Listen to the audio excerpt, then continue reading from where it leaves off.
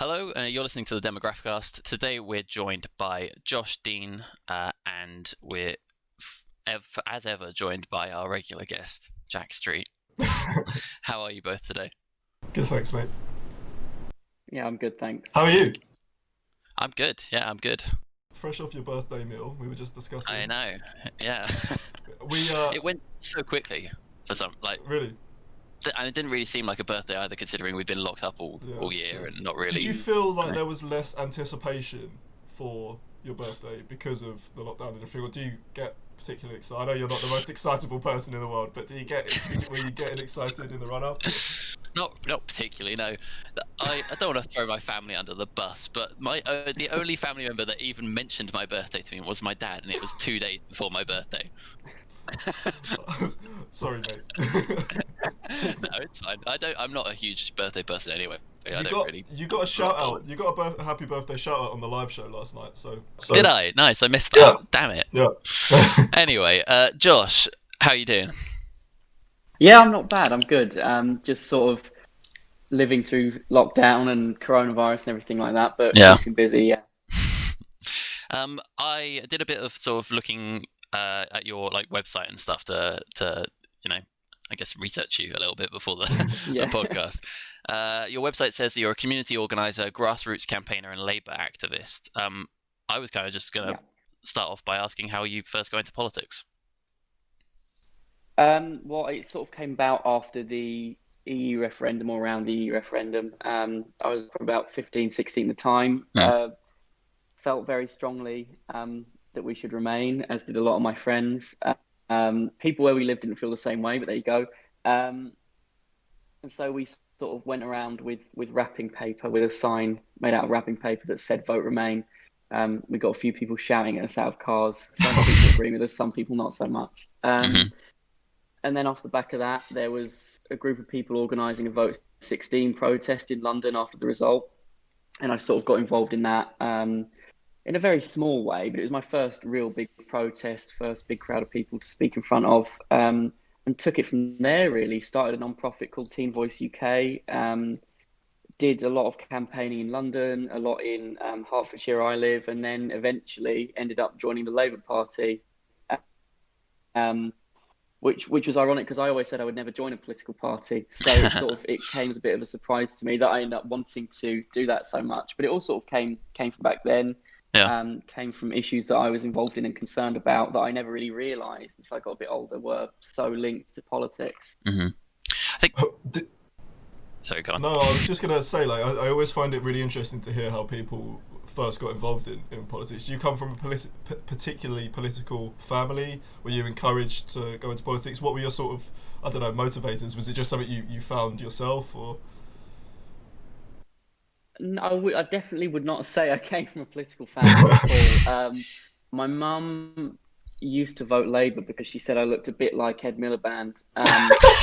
And my dad refuses to discuss politics, full stop. So it's not a political family. Fair enough. But I think for me, the motivator was sort of, there are all these issues that I was at school and I was sort of coming into contact with. The big one really was mental health awareness. And I went to an all-boys school as well. Right. So, there was a real issue of mental health in boys that wasn't being addressed.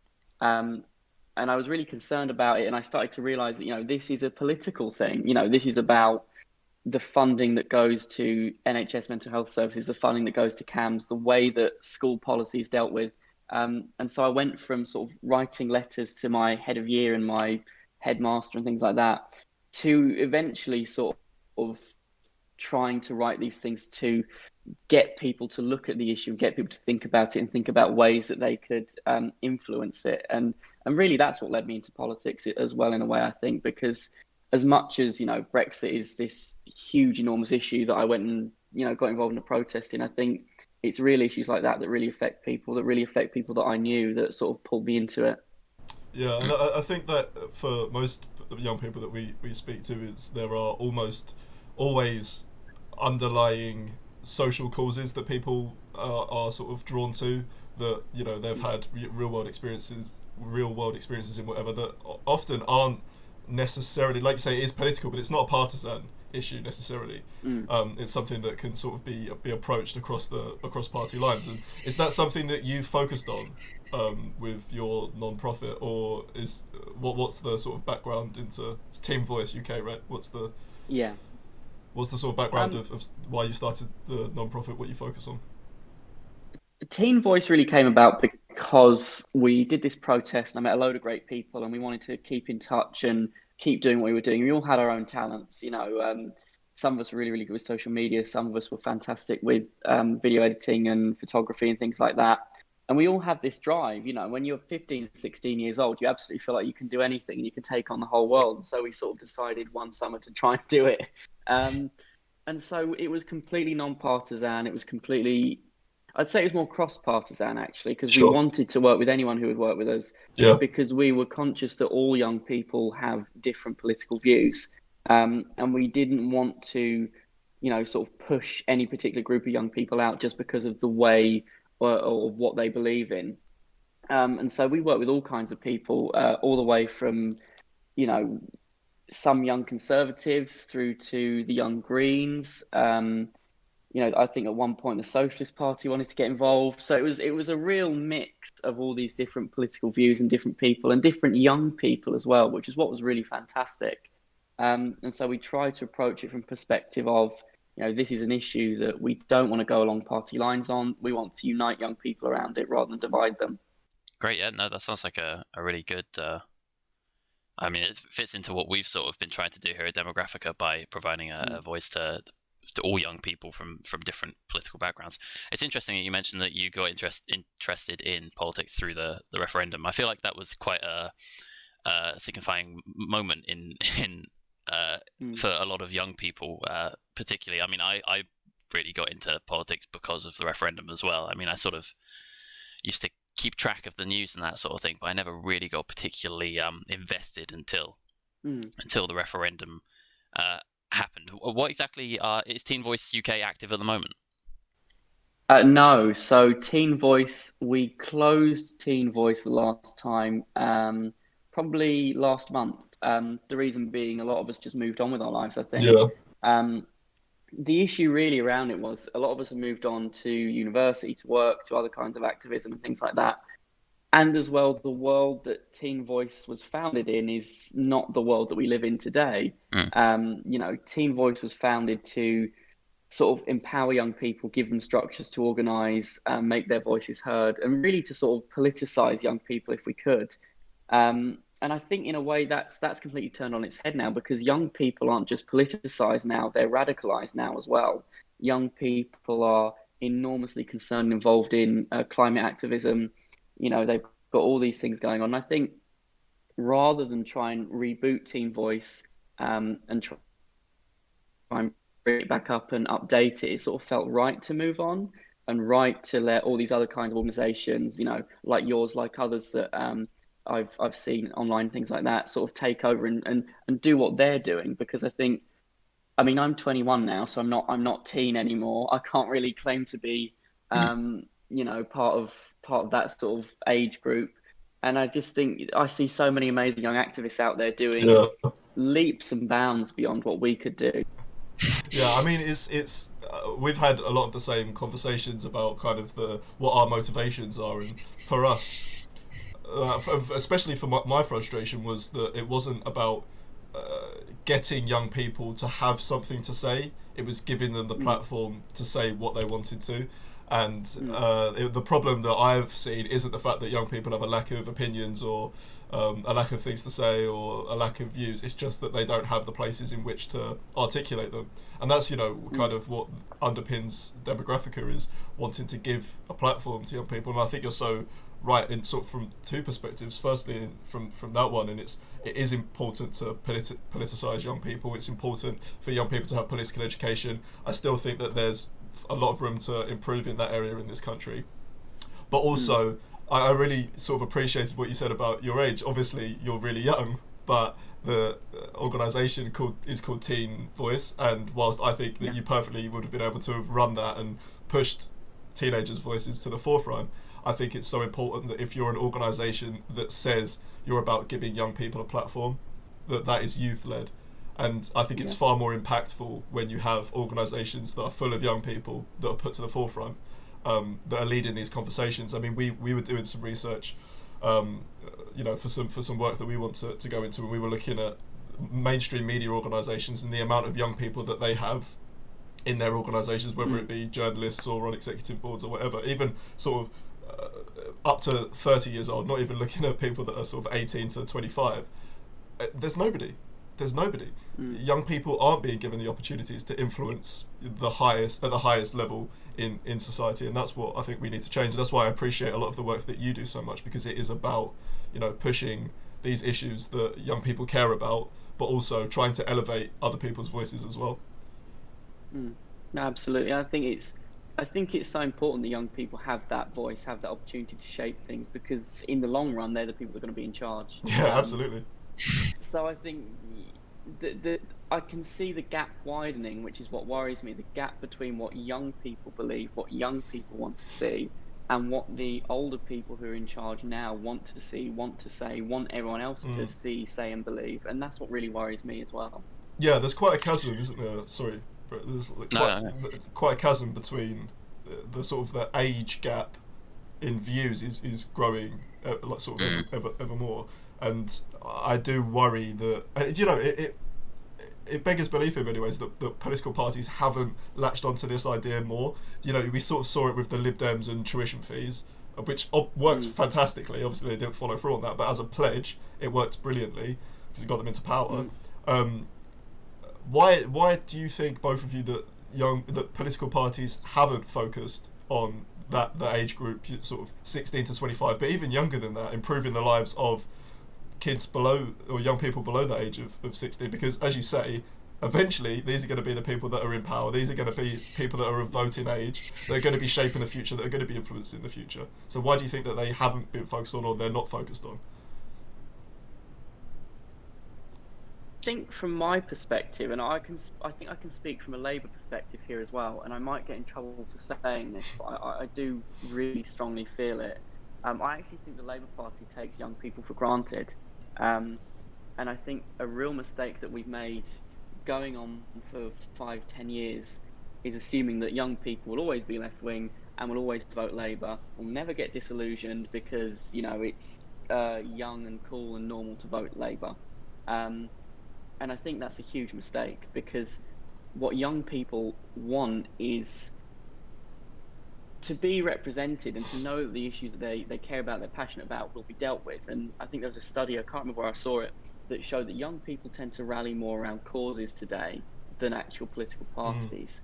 And it's sort of a case of sort of collecting them all and having a defined, clear position on it.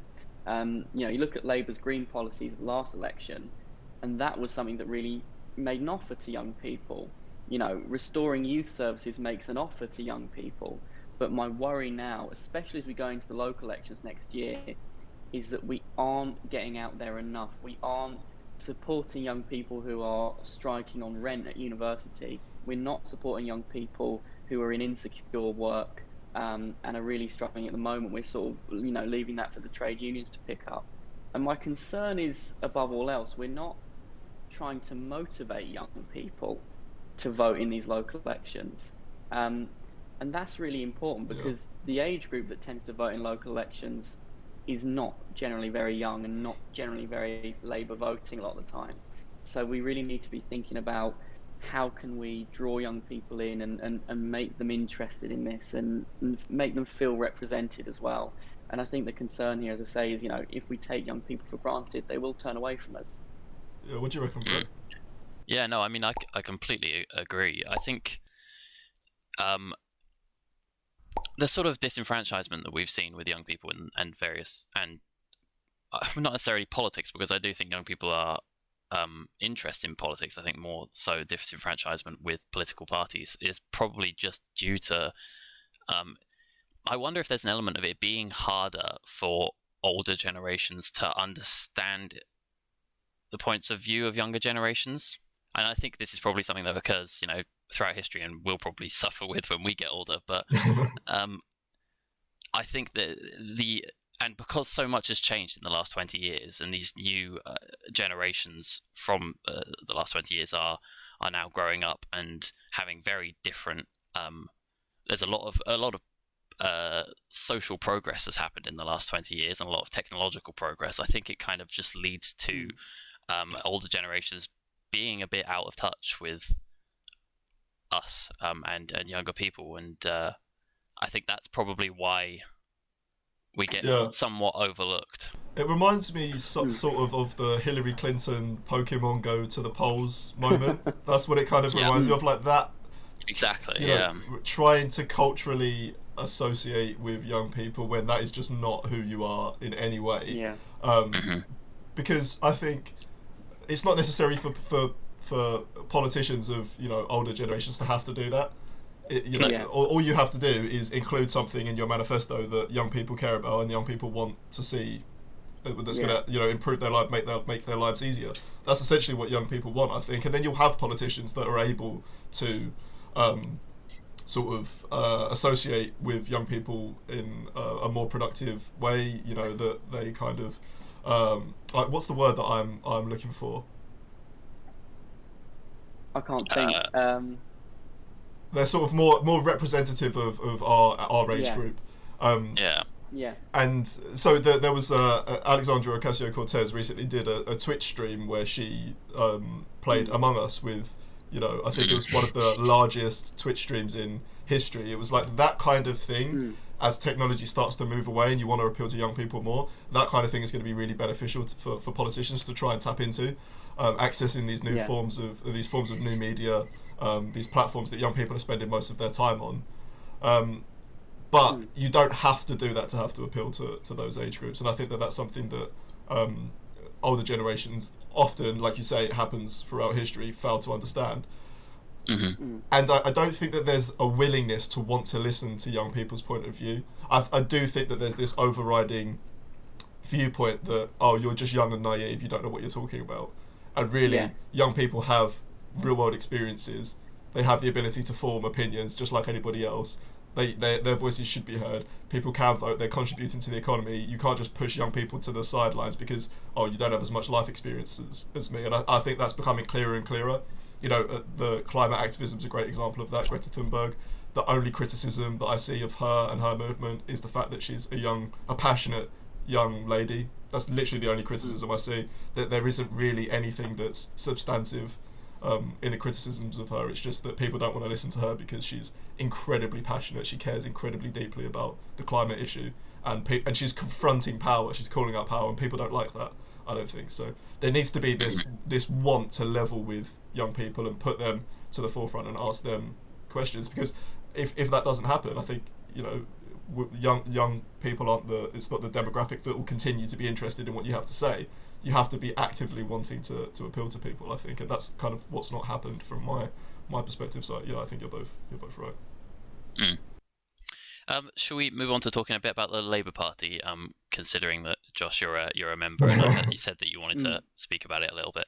The Labour Party's been sort of faced with quite a lot of I don't know what to call it. I mean, the government itself is under a lot of pressure at the moment, and therefore the opposition is obviously also going to be under a lot of pressure to hold the government to account. What are your thoughts on sort of well, for starters, last week the Labour Party voted to abstain in the vote to reintroduce a new tier system. And we've sort of been discussing that over the last week and trying to figure out if we think it was the right decision or not. What are your thoughts? I think it's kind of a damned if you do, damned if you don't situation. Because if we had voted in favour of the new tier system, the end result would have been lots and lots of Labour voters, Labour members who are enormously unhappy with the leadership, and we would have got trashed for it. The opposing view is if we had voted against, we would then be getting trashed by the Tories, telling us that we are, you know, flip-flopping, not taking things seriously, so on and so forth. So I think I'm still not sure how I feel about it. I think abstaining was the least worst option. More from a political point of view than anything else. And of course, it's not the first vote that the Labour Party has abstained on recently.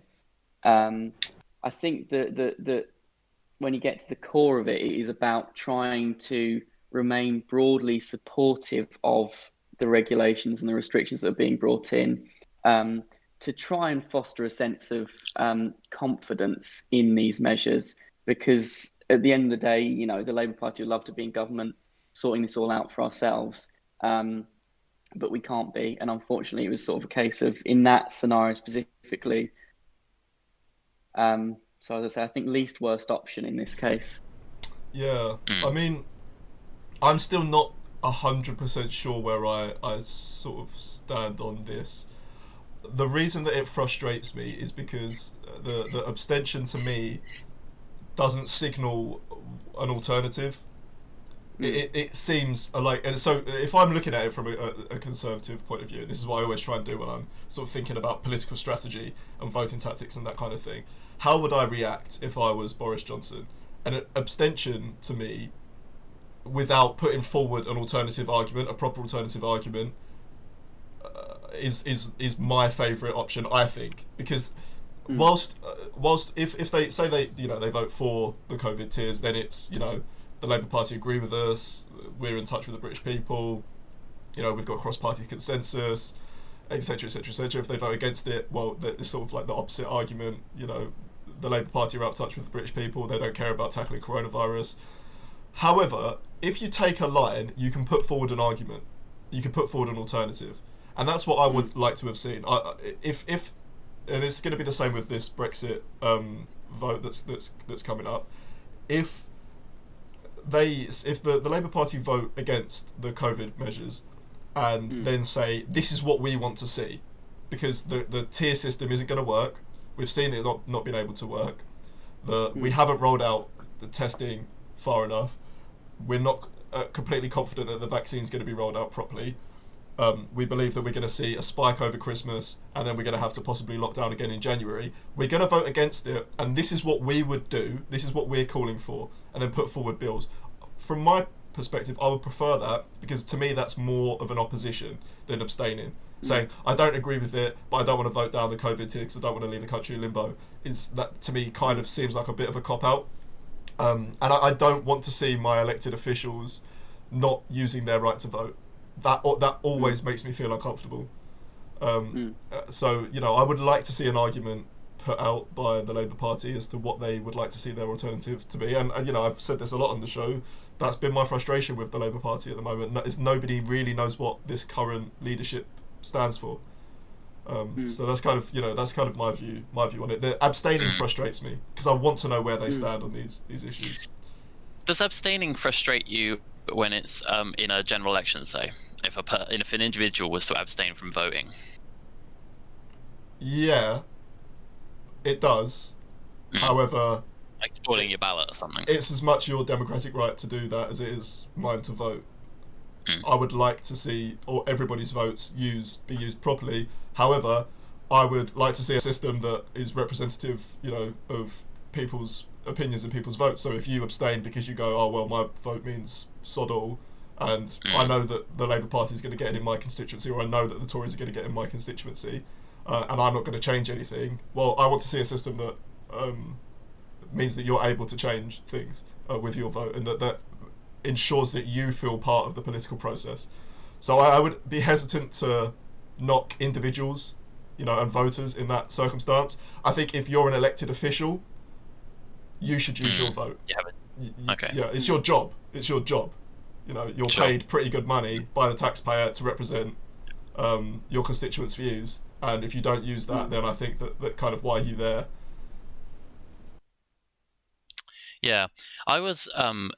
I don't think I've put much thought into this, but I was wondering what the sort of outcome would have been if Keir Starmer had said to his MPs to sort of just vote for whatever they believed in, rather than telling, rather than saying let's all abstain. I assume there probably would have been some kind of backlash or something in that regard, but I don't, Josh. I don't know what you think about this. I think that it's a better look if you put forward an opinion, a point of view, a position, and without having to whip the vote, you get your party to back you. than saying we're abstaining, we're putting the whip in place. If you abstain, you're breaking the party lines. And who in this day and age, who knows what that means? If you're in the Conservative Party, it can mean that you get kicked out of. You can get removed from the party or removed from the cabinet. So who knows what that means? And MPs don't want to have to do that. We saw MPs coming out and saying, I don't want to have to break party lines because I don't want to abstain. And I think that's a really uncomfortable position to put MPs in. So I don't like that. But Josh, I don't know what you think. I think part of the issue with the Labour Party is you did see a few Labour MPs vote against the measures and break the abstention. The majority of whom, if I'm not wrong, were in the Socialist campaign group. I think you're absolutely right that we should be able, and the new leadership should be able to bring all of our MPs to a consensus without whipping them to vote in a certain way or not vote in a certain way. And I think it's important that is what the leadership are doing, because we really need a united Labour Party, united parliamentary Labour Party.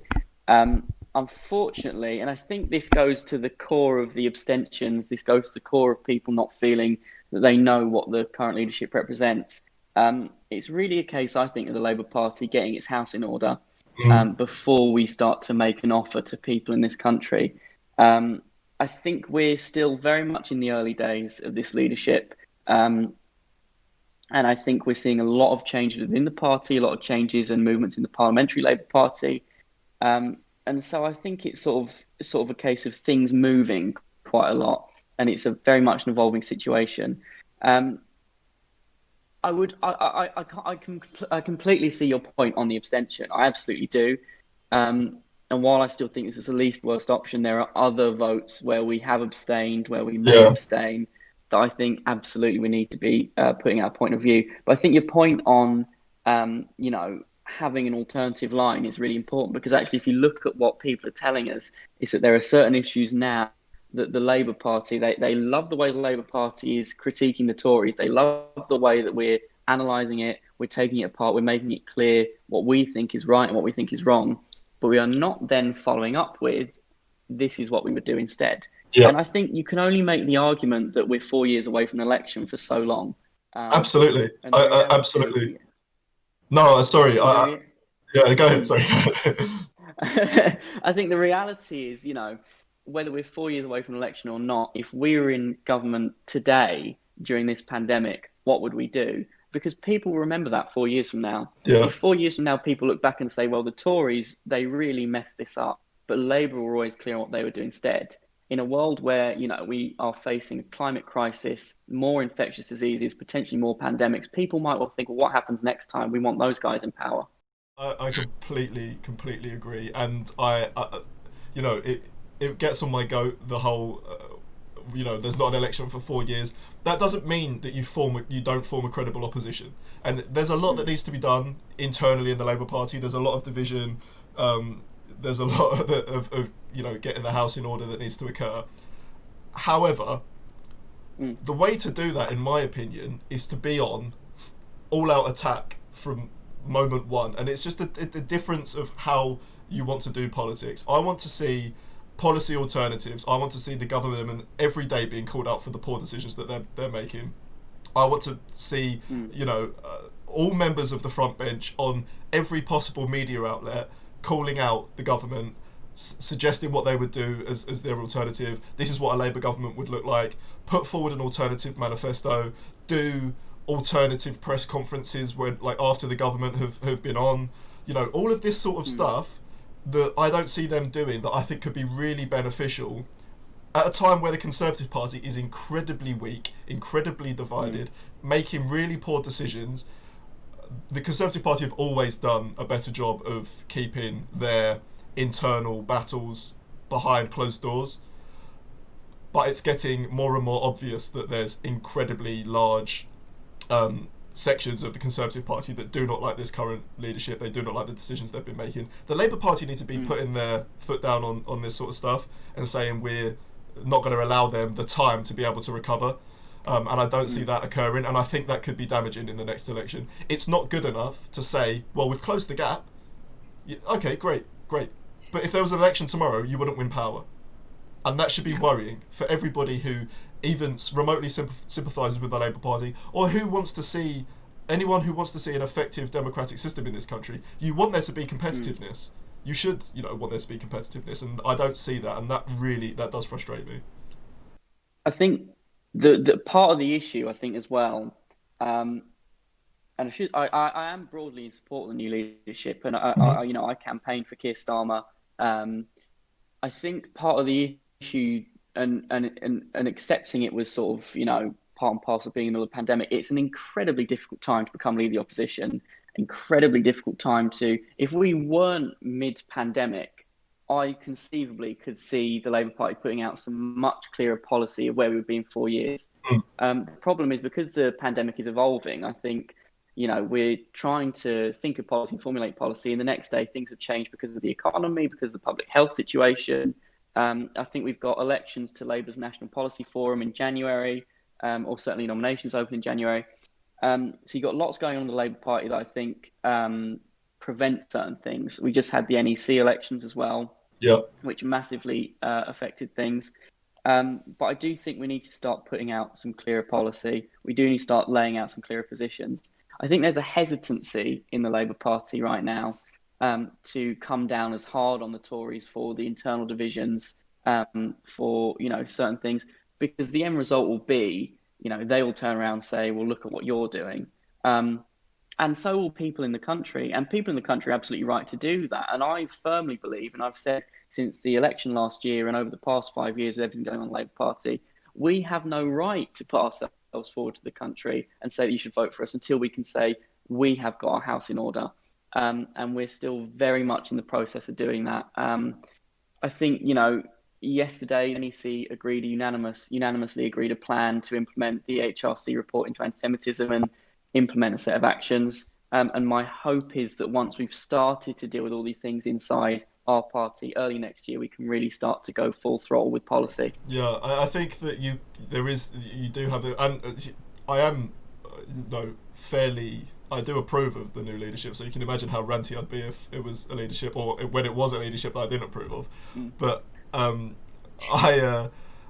think you can simultaneously sort out the internal divisions and say to the country, we are ready for power, because the Tories do it all the time, and there has to be an element of playing them at their own game. I think you can't. I don't like the idea of not criticising them for all of their internal issues because you're worried that they might turn around and say, well, you've got your issues, because it doesn't work when Labour do that to the Tories. What you do, like you rightly say, is say, this is how we're tackling our internal issues. I've got a plan to ensure that the Labour Party has unity. You don't. You're not bothered about sorting out your internal issues. You're only bothered about what's going to protect you, what's going to protect your pals, what's going to keep you in power, etc., etc. So I do think that there is the ability to be able to do those things simultaneously. And like you say, time is cracking on, and whilst it might be 4 years now, it won't be 4 years for long. The clock is always ticking. And I think that at the very least, the country is desperately in need of a competitive opposition in the next election, because things are starting to become such a mess. It's not just COVID we have to worry about. Brexit, something that I think I've been saying for ages that we need to cover more in these shows, but it seems like there's so much going on in the world, and then the same with a lot of media outlets. I think just we've kind of forgotten that Brexit's going on. We've all got such Brexit fatigue. That it's cracking on. Absolutely. Yeah, it's cracking on so much that there's so many issues that we need to start tackling. So. Well, don't worry, Jack, because our first current event, which we'll move on to now, is Brexit related. Fantastic. I thought we'd have a quick talk about the trade talks that are going on currently between the UK and the EU, which seem to have suddenly taken off again as of last week. And it's been the main headline I've seen on the BBC every day for the last 5 days. But the headline is always either no progress has been made, a bit of progress has been made, no progress has been made. There's going to be no deal. There's going to be a deal. Within about an hour yesterday, there was this period where it was like, deal looks likely. The talks have stalled. Deal looks unlikely. It was like, fuck me. Can you just pick a bloody position? I know. Yeah. Do you guys think there will be a deal by January? I'll let you take that one first, mate. If there is a deal, it will be because Boris Johnson has been forced to make enormous concessions. You saw yesterday that he offered to drop the clauses in the internal market bill that break international law. And the headline that I saw was Boris Johnson climbed down, Boris Johnson backs down. Those are the headlines that I saw. And to a lot of people in the country, particularly Brexiteers, they will be feeling let down. But to people in the Conservative Party, they will be, preparing. They will be, the text messages between MPs will be going out. Boris Johnson will be feeling less and less secure. The problem we have now is that despite having an enormous majority, Boris Johnson is doing this primarily to save his own skin. And that's his real concern here now, I feel. And that's not right for the importance. This is probably the most important trade deal we will broker in a long, long time. And so for Boris Johnson to be looking at this from perspective of his political career is wrong. Do I think that we will get the oven-ready deal that we were promised, this time last year? Absolutely not, because I think we now know there was no oven-ready deal. The Tories spent so long going on about it, it doesn't exist. And that's why Boris Johnson is getting ready to fly to Brussels and meet with Ursula von der Leyen, later this week. I'm going to tentatively say we might get a deal. Not sure how good of a deal it will be, but any deal is better than no deal, I think, at this point. But I would say the chances of us not getting a deal are going up by the hour, actually. What a roller coaster we've been on in the last 4.5 years, and like the difference in messaging throughout this, no deal is better than a bad deal. Now, any deal is better than no deal. We do have an oven-ready deal. No, we didn't actually say that we had an oven-ready deal. It was the withdrawal agreement we were talking about, not a trade deal. But we will be able to get a trade deal. But if we don't get a trade deal, we'll be ready to take no deal. They've got no idea. They have absolutely no idea. And that, no government has. It's shown what a farce Brexit has been from the absolute beginning. Something that many, many people were saying, not that necessarily in principle Brexit was always wrong in my opinion. However, the Brexit that people were sold, and you have to sort of, judge people's decision making on what they were told was going to happen, never existed. It was a fairy tale. If we're going to get any deal, in my opinion, it will look incredibly similar to the deal that Theresa May negotiated with the EU. And that would be, in many ways, so hilarious that she was hounded and forced out of the Conservative Party and out of government by Boris Johnson, the ERG, for being able to do something that we all accept is incredibly tricky, is broker this deal, only for Boris Johnson to then have to, revert and take a similar kind of deal. We were never going to have the upper hand in negotiations. I don't think they're ready to walk away with no deal, as much as all of the posturing might tell you otherwise. I would be very, very surprised. Because they know, internally, they know the implications that would have. They know that it would put the country to the dogs. And even the brief testing, I live in Kent, they were testing the lorry park recently, and just the test caused a 5-mile traffic jam. Just the testing. So even the bloody precautions that we're putting in place is, putting the country at a standstill, let alone what the actual thing will do. They're flying in the vaccine, the military are flying in the vaccine instead of bringing it through the ports, because they're concerned about how difficult it will be to get through the ports, especially if they have to bring it in after a Brexit deal or no Brexit deal has been negotiated. So all of the government's actions should show you that they want any deal that they can take. So that's why I think we will get a deal. I think it will be very, I don't think it will be particularly hard, because the EU have the upper hand. They always have had the upper hand, and I think that's becoming clearer and clearer. What I will say, and Brett, I'm interested to know whether you think we'll get a deal as well, by the way. Okay. What I will say is that throughout this process, the British people have been consistently lied to about this issue. And what I hope will become clear after all of this is that we have to continuously hold to account the liars that sold this dream, if you want to call it that, to the British people. And I hope that we don't just move on after January and say, well, it's over now, Brexit's done, we'll move on, to this new future. I really hope that we can continually analyse the past 4.5 years, the damage that this issue has done to the country, the damage that the British media who sold this idea to the country has done, and actually get down to tackling some of the issues that led to the vote in the first place. Mm-hmm. I think that these liars that have sold this idea, the Brexit idea, to the population for the last 4 years, if not longer, have dug themselves their own grave. Specifically, those in power. I think, like Josh was saying, the likelihood of Boris Johnson he knows that he needs to get a deal. I think, like you said, and I think either way, he can't. Getting a no deal or getting the deal that he ends up getting, either way, I think is a poor. It reflects poorly on him. I don't think there's any way he can come out looking better from this. No, I agree. And as for whether there will be a deal or not, I'm edging towards there will be.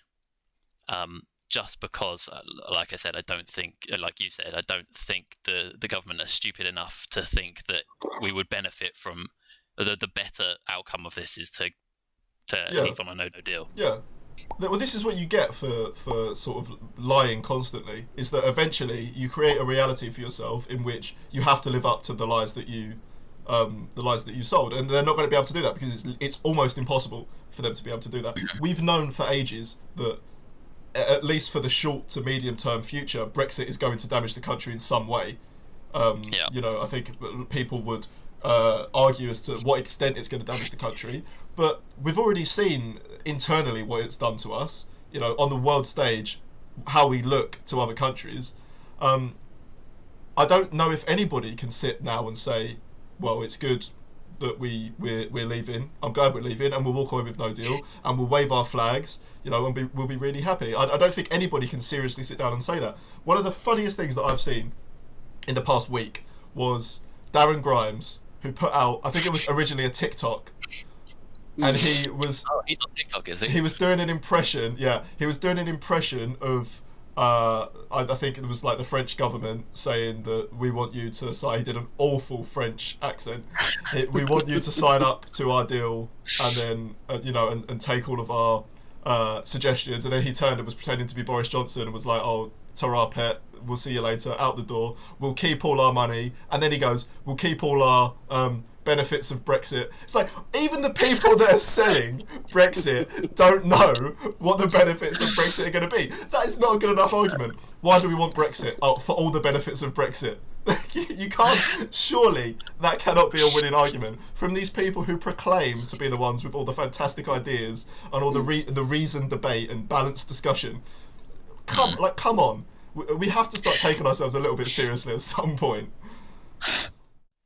I think that's the issue, though. I think that the two issues here are, you can't run a country with no substance. This sort of populist politics that's represented by people like Boris Johnson, when it gets down to it, they do not know what they're doing. And it's almost comical, it is. If it wasn't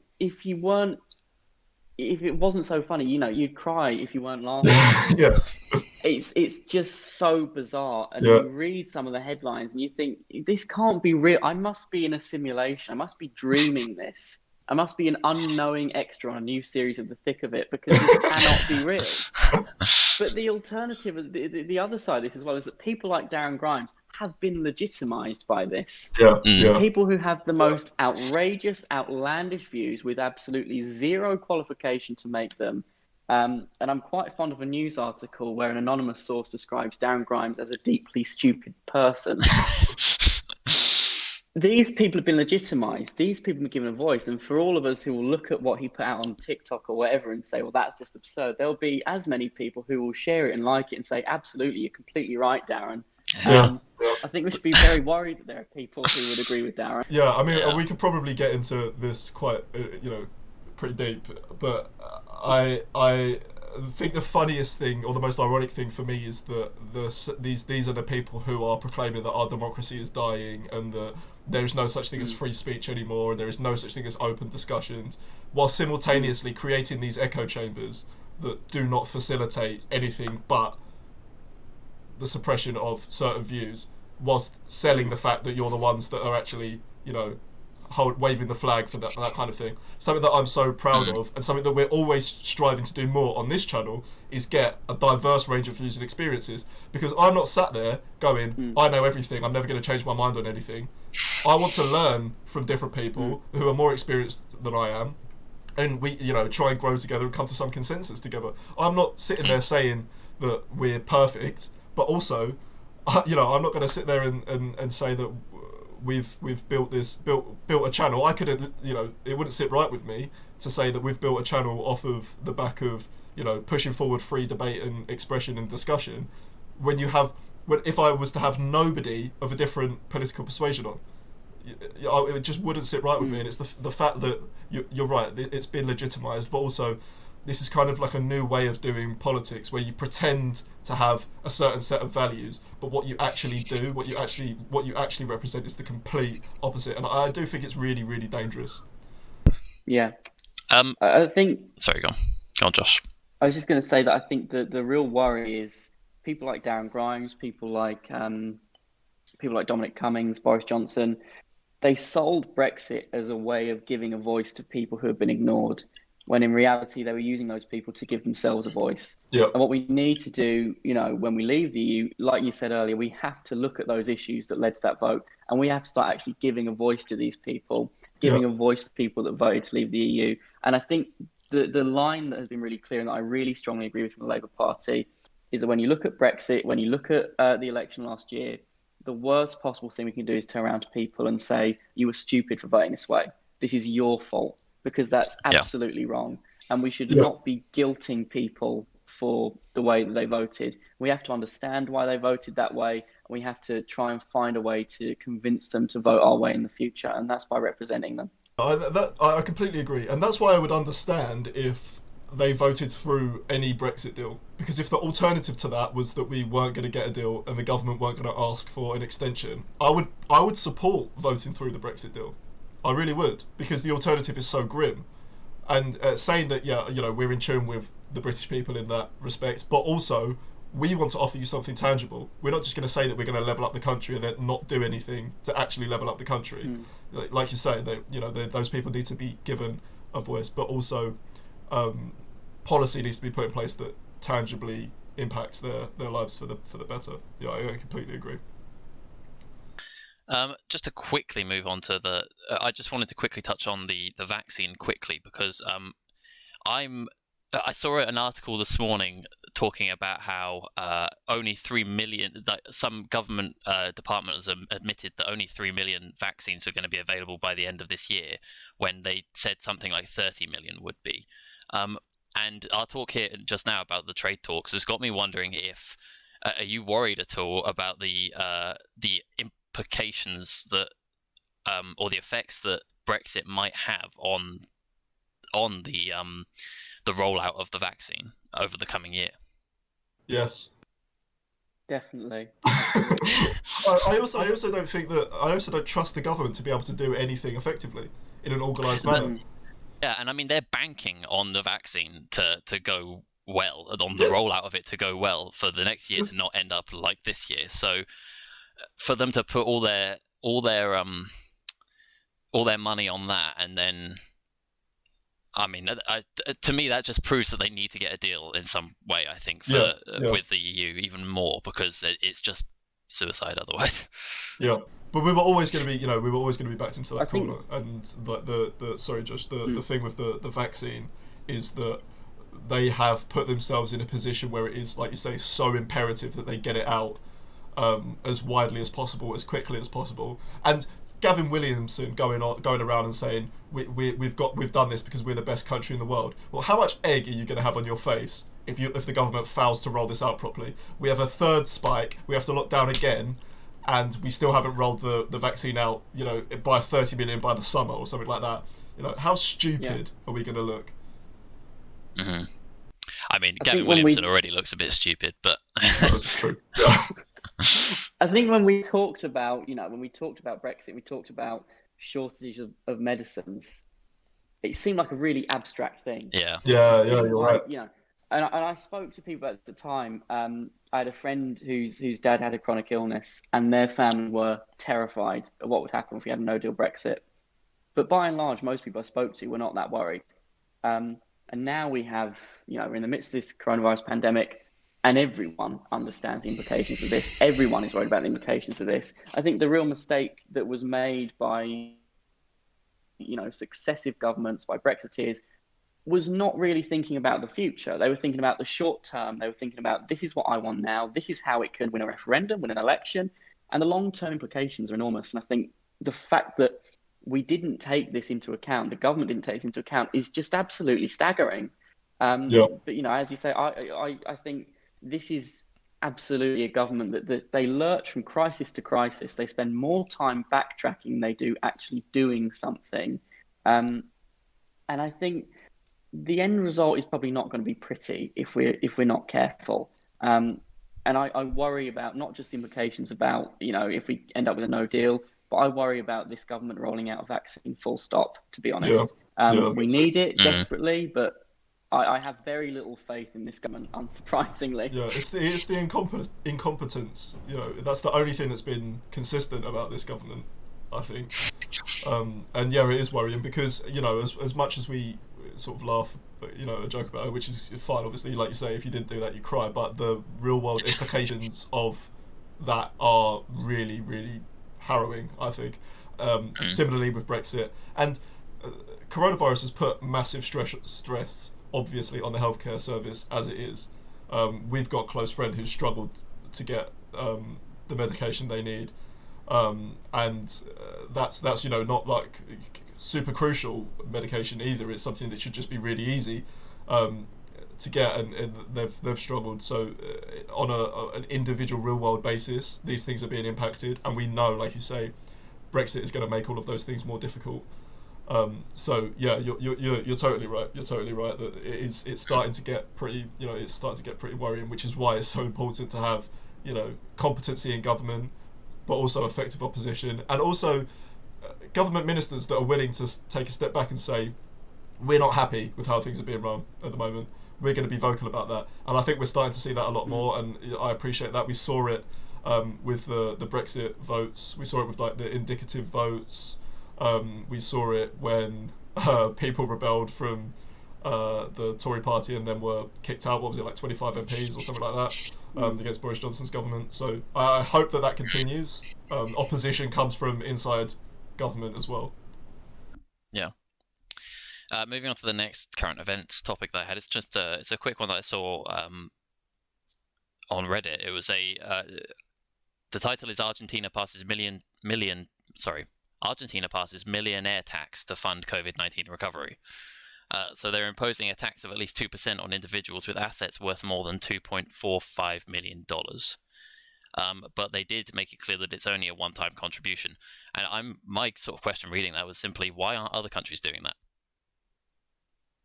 When the UK, for example, is borrowing so much money and it's so much debt, why are they not taxing? I would also ask the same question when MPs have been given a pay rise, yet some public sector workers' pay has been frozen. We're starting to see more sort of austerity-ish measures being brought in by the Chancellor to mitigate against the financial impact of the coronavirus.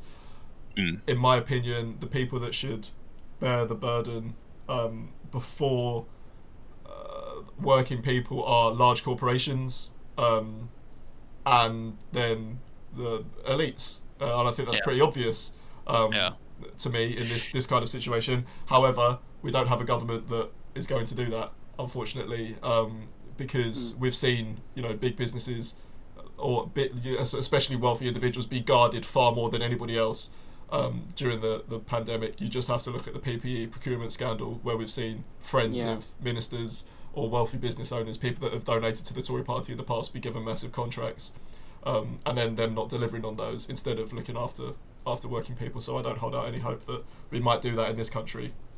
As to why other countries aren't doing it. Well, I think other countries have the same problem. We live in a time of out of control corporatism, unfortunately, and working people, especially in times like this, need to be looked after far better. I think part of the cynic in me wants to say that in this country we won't do that because the Chancellor will actually have to pay the tax himself because of how rich he is. It's true. And so would his family and probably his friends. I think in this country, it's absolutely safe. We're looking at a public sector pay cap again. We're cutting the foreign aid budget, which is against the Conservative Party manifesto commitment, possibly at the worst time ever as well to be doing something like that. We've closed the Department for International Development. I think in this country, it's completely the opposite of what a Tory government would do, particularly this Tory government. I think worldwide, a lot of countries will be facing the same issue. There are a lot of corporations who have made a lot of money out of this pandemic. Few more than Amazon. I think Jeff Bezos he is twice as rich as he was at the start of the pandemic, although I could be wrong about that, but he certainly made a lot of money. And really, I think, again, it comes back to Brexit in a way, because we are petrified of scaring off big business, which I think it's complicated because we don't want to lose huge amounts of business. But if you are allowing businesses to run completely rampant just to keep them in the country, then, can you really morally say you're doing the right thing? I don't think so. The other thing is the government has failed to realise what I think people in this country are realising, and that's who the real wealth creators are. And that's us. That's the people that work. That's the people who are working in the Amazon compounds rather than the people in the big Amazon offices, people like Jeff Bezos. It's the people that are keeping the country moving in a lot of ways. And I think we need to be thinking about, we need to have an actual conversation about the people at the top not paying their fair share. And an issue, it's interesting, I had a seminar recently at university, and I got in a very big disagreement with someone about tax, which proves just how interesting I am. But essentially, the conversation we had was, they said to me, well, if I'm rich one day, I don't want to be paying more tax. And I think in this country, there's an issue around this where people feel, well, if I'm rich one day, I don't want to pay more tax. But they're not thinking about, well, if I'm ill one day, I want to be able to use the NHS. If I have kids one day, I want to be able to send them to school. If I'm down on my luck, if I need a little bit of support, if I'm out of work, I want to be able to go and get job seekers allowance or get something that can support me. You're never more than 3 bad pay packets away from being homeless. You're a lot more than 3 pay packets away from being a billionaire. I think there's a real issue in this country and a lot of countries where people constantly think, well, what if I'm rich one day? And they don't think about, what if I'm ill? What if I'm this? What if I'm that? And they are more likely to end up needing the NHS and all these other things.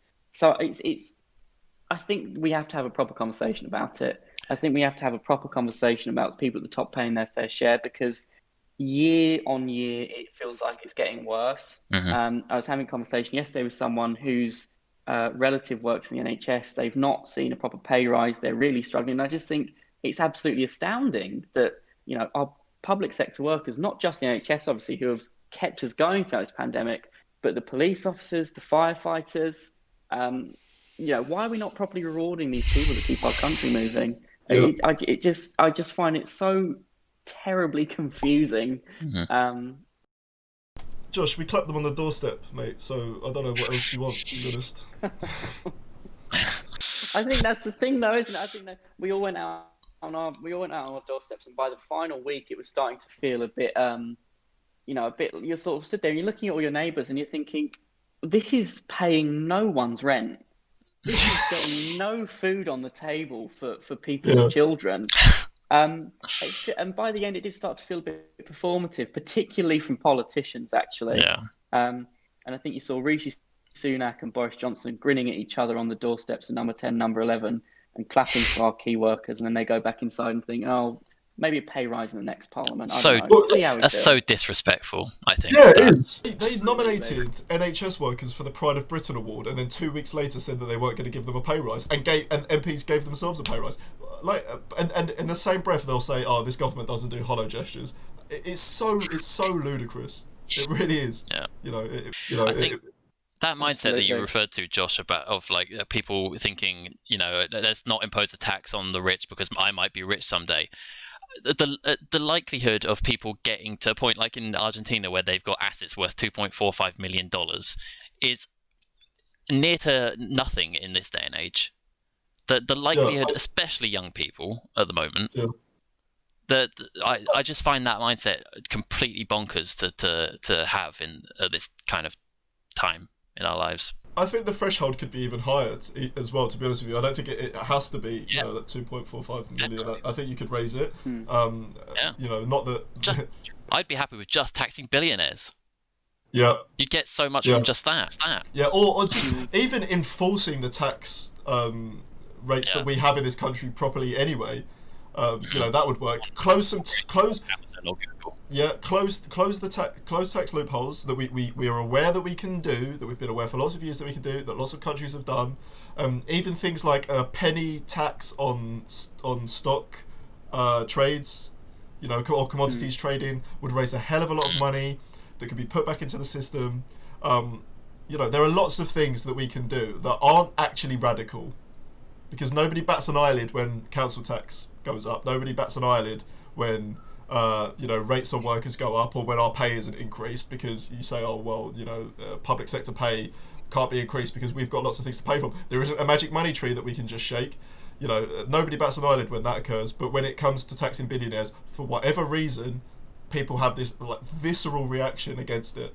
And maybe it is because we've all got this millionaire mindset now, in the age of social media and get rich quick schemes, and everyone wants to be a forex trader and all this stuff, that people don't want to back that kind of thing because they think it might affect them one day.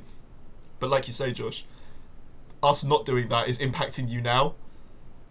So don't think about what you could be like in 25 years. Think about what's impacting your life now. Yeah. Let's move on to quickfire questions. My first one is kind of related. It's is being a billionaire unethical? Yes. Yeah, I think so. I don't know where I am on the 100% tax rate for people for earnings over £1 billion. I again don't think that's a radical position, to be honest with you. I think it's a hell of a lot of money, and what is it like? I think like just to follow on what you said, Josh, with the money raised from. With just Jeff Bezos' money raised from the pandemic, he could have cured world hunger a few times over or something like that. That is clearly unethical. Yeah, I agree. Absolutely. I think for me it's just that case of I don't think billionaires have any right to exist, really. And if they want to continue earning as much as they do, they should be prepared to start supporting the world a little bit more, because I think when you are that rich, you have a responsibility to the rest of the world, because it's the rest of the world that made you that rich. Yeah, I would caveat my what I said was with whilst there's so much poverty in the country, whilst there's so much poverty and suffering in the country, it's unethical for billionaires to exist. When we solve that, at some point, hopefully in the future, then we can have the discussion again. But for the time being, no. Yeah. Second one is, should there be a fiction warning on historical dramas like The Crown? Do people really think that The Crown's a documentary? Do they really think that? I don't know. I think it's quite a loud minority that's been sort of saying that sort of thing. I saw a couple of days after the last season came out, there was a Guardian opinion piece from some guy who clearly I didn't sound like he'd even read or seen the season, and was just sort of reacting to the outrage, and he seemed a bit of a royalist. I think it might be a bit more of a trying to. It's reignited the arguments and debates that were going on in the 80s and 90s about Diana and Charles, and I think that then people have become offended again. Basically. Yeah. I don't think in the last 3 years, the last 3 seasons of The Crown, you had an awful lot of people arguing about this. I think it might be a little bit more because, however much of it is fictionalized, a lot of it is rooted in truth, and we are now looking at our next monarch in a slightly less favourable light than the royal family and the establishment would like. And I think it has undone decades of very clever PR work from Prince Charles. So I think the royal family and the establishment probably aren't too happy about that. But I don't think it needs some kind of, this is fiction warning. I think it's pretty obvious, and I think, maybe we should add one just so that people like Quentin Letts and whoever else don't have to get on their computer and write a nice column for the Telegraph or whoever. This is fiction, you idiot. That's what we need. I mean, Netflix have already said they're not going to do it. They don't have any intention of doing it. But I was baffled by it because when I was watching it, it caused me to look up every event, like to go onto Wikipedia and look up every person or every event and see if it actually happened or not and what the truth was behind it. There's so many articles out there looking at what is truth or what actually happened, what is slightly embellished. And so many fans have been encouraged to do that as well. Like these people's names have been trending on Google because people are Googling them and finding out if these things actually happen. So it's not like people do automatically think, oh, well, this is word for word exactly what happened. I think maybe Netflix could be persuaded to put a fiction warning if they put a fiction warning before Prince Andrew's next interview. Because if we're going to get Netflix pulled up for allegedly making things a little bit too inaccurate, some of the lies that he's told in the last year or so. Yeah, I like it. Yeah. My next question is next question is favorite film of 2020, but I'm going to say that it doesn't have to be a film that was released this year. It's just a film that you saw for the first time this year. What was your favorite? Well, I saw The Joker for the first time this year. I think it only came out last year. Do you know what, Brett? I'm getting so sick and tired of you being able to formulate answers to these questions before the bloody podcast. Maybe I should be sending them out beforehand. No, I like you guys being put on the spot and being made. Yeah, no, it's good. I'm trying to think, what have I seen? I must have seen loads of films for the first time this year. Yeah. The Joker was really good, though. I really enjoyed it. There are probably others that I've seen that I've really enjoyed as well, but I've just forgotten about. Josh, did you say have you got an answer? Yeah, I'm going to jump on the back of The Joker because I actually saw another film with Joaquin Phoenix in it for the first time, and it's Walk the Line. It's about Johnny Cash and June Carter Cash with Joaquin Phoenix and Reese Witherspoon. I absolutely loved it. I love Johnny Cash music. I love June Carter's music. It's a love story, so it's a bit, it's a little bit. I had a lot of time in lockdown, so I absolutely loved that. Watched that for the first time. Bloody hell, they're both really good answers, and I haven't got one. Can I get back to you? Sure. About the new Borat film. Oh, all right, yeah, we'll just pick that. I can't believe it's so typical, isn't it, that whenever you get asked a question like that every single film that you've ever watched disappears out of your head. Yeah. My next question is favorite crisp. It's another good question. I can answer this one. However, it changes often, so I'll go through like phases, like with a lot of things. Yeah. At the moment, Kettle Chips have released a sour cream and like they've got this new sour cream and chili cheddar cheese flavour thing. Yeah, it's banging. So that's mine at the moment. Interesting. I'm gonna go with Walker's prawn cocktail or salt and vinegar, maybe. Classic. It's got to be one of those two. Mine was going to be Walker's prawn cocktail. They're just the best crisp. However, I have recently discovered paprika Pringles, and they're pretty good. The problem with Walker's, I find, is that they're not as flavourful as other crisps, and often the bag is like not that full either. And that's the issue I have with Walkers. Yeah. There are better crisp varieties out there in my opinion, but each to their own. That was my last question, so there we go. Oh, fantastic. Voila. Jack, you'll have to come back to us. You'll have to comment on I will. I'll comment on the video. Yeah, I'm going to go and look at my recently watched on Netflix after this and see what I watched. And I'm going to find like 10 that were really good that I discovered this year.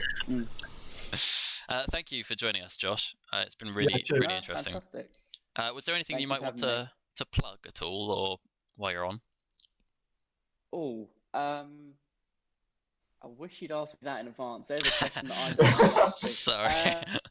No, just go find me on social media at Josh Dean Harts, Herts.